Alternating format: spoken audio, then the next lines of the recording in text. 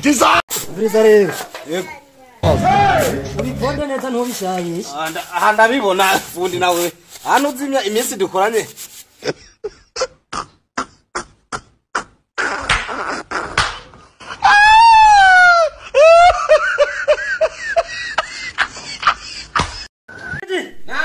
Nyaruka na mugabo amasara agiye. Naje.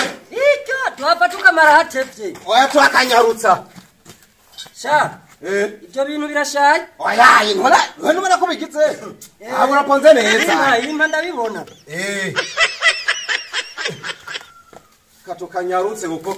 Oya no gusi ndabona waponze neza ahubwo. Nanje nagiye kwibarabara mugabo.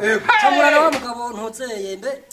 Wembe, pana kibutura wembe. Amaza kurira amacupa.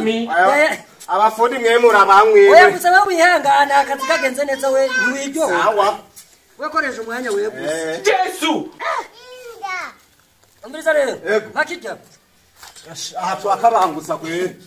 Je, we nama nakubwiye kubanguka kuba niko gutuma ndakudugiriza umushahara. Yesu uko. Era warebe. Yego. Hakijya rero, hakijya. Naida baba. Iya panicho. Yesu. Imisi yose uratanguye. Makijya jani korera akazi n'icyayi. Nuruke cyangwa ndakugoma kure wewe. Nuruke. Makijya. Ico nakikwanyi. Reka nuruke ndakikwanyi jewe. Wenda kubwiye umpiki. Yesu. Ukachukuma mpereze ibindi bintu. Erega ntabyo ndamenye. Jewe suye kugukoresha ukaturangora ibintu nk'ibyo. Uzoca umbona. Ubu biragenda neza. Koresha umwanya rero, koresha umwanya. Sawa. Nyarutsa Nagwiri. We nta nugondura. Niko wabaye. Erega nuko umunyaru no musi iryo songo. Isongo Yesu. Hakijya rero jewe ubu nyene ndahejeje. Urasubiye. Sijuna. Makijya jeni tahira.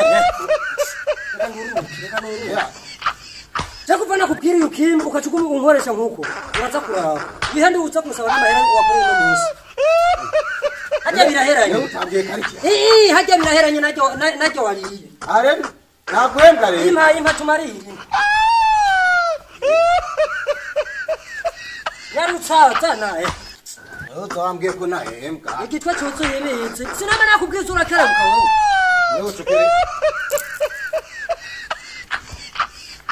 Kwanza kwari ibyo utanguye. Cyenduruka tuzogaruka ejo. Neje sinzoguhemba wewe. Are nzoguma ngore. Ni wowe unteye icapu cyo ncengenda. Ibyo bintu byose byegeranye isuku hariya.